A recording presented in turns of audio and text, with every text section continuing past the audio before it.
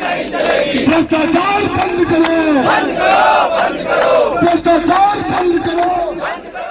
Separate लड़ेंगे, गठबंधन में लड़ेंगे और सरकार बनाएंगे दिल्ली में बहुत मजबूती के साथ बीजेपी के साथ, ये मैं आपको वादा करता हूँ। अगर हमारी एनडीए की इस बार फिर से सरकार बनेगी, जो कि बनना तय है, हम 400 पार मोदी जी का नारा है, उसको हम सब मिलकर के पूरा करेंगे। भ्रष्टाचार बंद करो, भ्रष्टाचार बंद करो,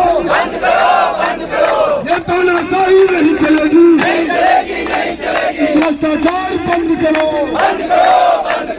बागियों को जेल भेजो, बागियों मंत्री को जेल भेजो। केजरीवाल तेरी तानाशाही, केजरीवाल तेरी तानाशाही, तानाशाही बंद करो, भ्रष्टाचार बंद करो। बैठ जाइए आप लोग, पीछे आगे से बैठ जाइए, पीछे बैठिए, एक बार सारे खड़े हो जाओ। देखिए साथ अलायंस है हमारी पार्टी का, हम लोग ये आवाज उठाएंगे। साथ ही साथ मैं आपको ये बताना चाहूँगा, दिल्ली में हमारा संगठन बहुत मजबूत हो चुका है। आज हम दिल्ली में तीसरे नंबर की सबसे बड़ी पार्टी बन के उभरे हैं, लोक जनशक्ति पार्टी। लोग आने वाले समय में कांग्रेस का टिकट नहीं मांगेंगे, लोक जनशक्ति पार्टी का टिकट मांगेंगे। और पूरे के पूरे विधानसभा में 2025 में हम लोग चुनाव लड़ने का काम करेंगे। सबसे पहले तो मैं आपसे बताना चाहूँगा, ठीक है, हम एनडीए से मांग करेंगे कि हमें ज़्यादा से ज़्यादा सीटें दी जाए, ठीक है। जितनी सीटें हमें बीजेपी से मिलेगी, उस सीट पे हम भी मजबूती से दिल्ली में हम लोग लड़ेंगे। गठबंधन में लड़ेंगे कि सेपरेट लड़ेंगे? गठबंधन में लड़ेंगे और सरकार बनाएंगे दिल्ली में बहुत मजबूती के साथ बीजेपी के साथ, ये मैं आपको वादा करता हूँ। अच्छा, एक चीज में, जैसे दिल्ली के अंदर जो वृद्धा पेंशन है, जिसमें कोई कंट्रीब्यूशन नहीं जाता, वो भी 2500। हरियाणा के अंदर 3000 है, लेकिन जिन लोगों ने 30-30 साल अपना पैसा जमा किया ईपीएफ को, उनको 700 750 सिलेंडर भी मिला। ये क्या ठीक है क्या सरकार? नहीं, ये गलत है। अगर दिल्ली में हमारी सरकार बनेगी, एनडीए की सरकार बनेगी, और इंडिया में अगर हमारी एनडीए की इस बार फिर से सरकार बनेगी, जो कि बनना तय है, हम 400 पार मोदी जी का नारा है, उसको हम सब मिलकर के पूरा करेंगे। और जैसे ही ये सरकार बनती है, तो सरकार से हमारी ये मांग होगी, स्पेशली हमारे एनडीए गवर्नमेंट से, मोदी जी से मांग होगी कि ये लागू करे देश में और सारे लोगों को अच्छा सम्मानित राशि दिया जाए, ठीक है। जितनी सीटें हमें बीजेपी से मिलेगी, उस सीट पे हम भी मजबूती से दिल्ली में हम लोग लड़ेंगे। और गठबंधन में लड़ेंगे कि सेपरेट लड़ेंगे? गठबंधन में लड़ेंगे और सरकार बनाएंगे दिल्ली में बहुत मजबूती के साथ बीजेपी के साथ, ये मैं आपको वादा करता हूँ। अच्छा, एक चीज में, जैसे दिल्ली के अंदर जो वृद्धा पेंशन है, जिसमें कोई कंट्रीब्यूशन नहीं जाता, वो भी 2500। हरियाणा के अंदर 3000 है, लेकिन जिन लोगों ने 30-30 साल अपना पैसा जमा किया ईपीएफ को, उनको 700 750 सिलेंडर भी मिला। ये क्या ठीक है क्या सरकार? नहीं, ये गलत है। अगर दिल्ली में हमारी सरकार बनेगी, एनडीए की सरकार बनेगी, और इंडिया में अगर हमारी एनडीए की इस बार फिर से सरकार बनेगी, जो कि बनना तय है, हम 400 पार मोदी जी का नारा है, उसको हम सब मिलकर के पूरा करेंगे। और जैसे ही ये सरकार बनती है, तो सरकार से हमारी ये मांग होगी, स्पेशली हमारे एनडीए गवर्नमेंट से, मोदी जी से मांग होगी कि ये लागू करे देश में और सारे लोगों को अच्छा सम्मानित राशि दिया जाए। तो मुकेश जी, क्या आप ये कहना चाहेंगे कि बुजुर्गों के सम्मान में एलजेपी मैदान में? देखिए, हम लोग हमेशा से उस व्यक्ति के लिए खड़ा है। हमारी पार्टी का एक सोच है कि जो दलित वर्ग के लोग हैं, शोषित वर्ग के लोग हैं, उनकी आवाज बने, और ये काम हम लोग करेंगे। हमारे राष्ट्रीय नेता, बिल्कुल करेंगे। राष्ट्रीय नेता स्वर्गीय रामविलास पासवान जी कहते थे, मैं उस घर में दिया जलाने चला हूँ जिस घर में सदियों से अंधेरा है। हमारे रामविलास पासवान जी की जो राजनीतिक दूरदृष्टता थी, वो लगातार ये देखते थे कि कहाँ कौन सकता है। इसलिए वो उनको कहते थे कि बड़े पारखी हैं, वो मौसम विज्ञानी भी उनको कहा जाता था। तो क्या लग रहा है कि इस तरह से सर, जो एलजेपी जिस तरीके से अब प्रदर्शन कर रही है और लगातार केजरीवाल के खिलाफ बातें हो रही है, अभी काफी आपकी जो उन्होंने बात की, क्या लग रहा है एलजेपी अब अपनी धाक दिल्ली में जमाएगी? सबसे पहले तो मैं आपको एक चीज बता दूंगा, केजरीवाल के जितने भी नेता हैं, जितने भी मंत्री हैं, सारे उसका आप लोगों के सामने है, बिल्कुल है। सतेंद्र जैन, मनीष सिसोदिया जी, और आपके संजय सिंह जी, आरसी जी हैं, अपने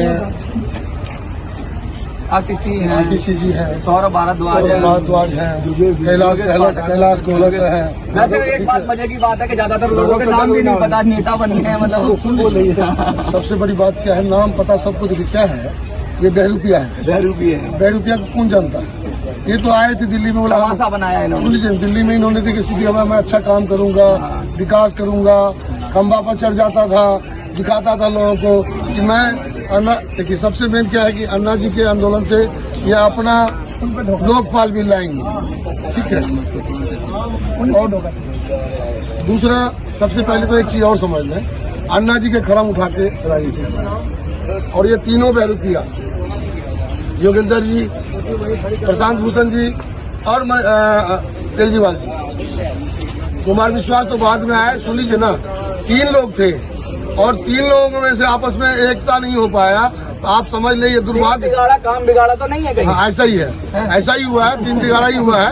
और आपने देख लीजिए, प्रशांत भूषण हो चाहे वो योगेंद्र यादव जी हो, सबको उठा के उन्होंने फेंक दिया। उसके बाद विश्वास जी को देख लीजिए आप, उठा के दरकिनार कर दिया। सिर्फ ये अपनी पॉलिसी देखा, अपने लोगों को देखा, जो इनके मन में भाते थे उनको अपने साथ रखा, चाहे वो कोई भी हो, हम नाम नहीं ले रहे हैं। एक तो इन्होंने कहा कि मैं दिल्ली में स्वास्थ्य की व्यवस्था अच्छा दूंगा, स्कूल की व्यवस्था अच्छा दूंगा। इन्होंने क्या किया? लोगों को सिर्फ ठगा।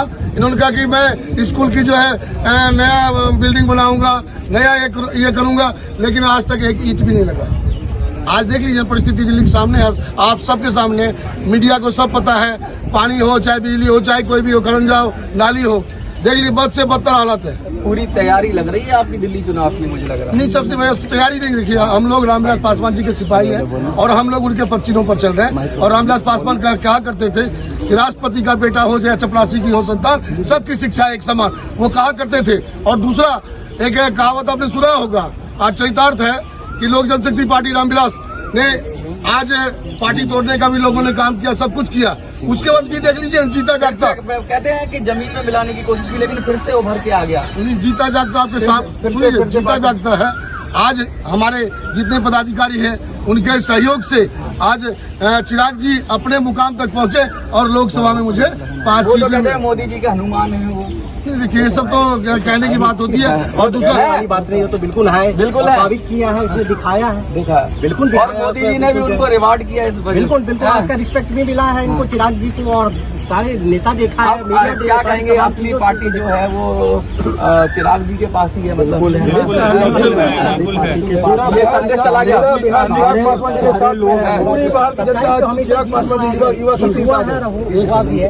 सबसे पहली बात, रामविलास पासवान जी का उत्तराधिकारी चिराग पासवान जी, और चिराग पासवान जी ही उनका उत्तराधिकारी है, वही पार्टी के नेता हैं, वही हम लोग के राष्ट्रीय अध्यक्ष हैं। और हम लोग चट्टान की तरह खड़े हैं उनके साथ, चाहे कुछ भी हो जाए, हम लोग चिराग जी के साथ हैं, चिराग जी के साथ रहेंगे। चिराग जी के लिए चाहे हम लोगों को कोई कुर्बानी देना पड़े, वो कम है। चिराग पासवान जिंदाबाद, जिंदाबाद, जिंदाबाद, जिंदाबाद। आज पूरे इंडिया में युवा का नेता कौन है? चिराग पासवान। आप देख लीजिए ना, उनके सामने कोई भी नहीं है। चिराग पासवान एक सच्चा रामविलास पासवान जी का सुपुत्र है, सच्चा देश का सिपाही है, सच्चा नेता है, इसलिए वो आगे बढ़ रहे हैं। और हमें जितने कार्यकर्ता देख रहे हैं, सबका समर्पण भाव से मैं धन्यवाद देता हूं कि इन लोगों ने जैसे चट्टान की तरह साथ रहे। और चिराग जी हमारे आगे बढ़ते रहेंगे, हम लोग आगे बढ़ते रहेंगे। लोक जनशक्ति पार्टी रामविलास पासवान जिंदाबाद, लोक जनशक्ति पार्टी रामविलास पासवान जिंदाबाद, चिराग पासवान जिंदाबाद,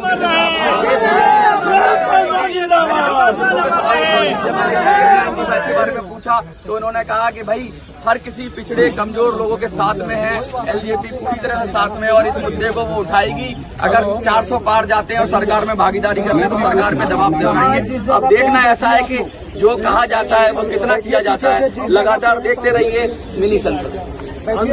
मेडिकल के अंदर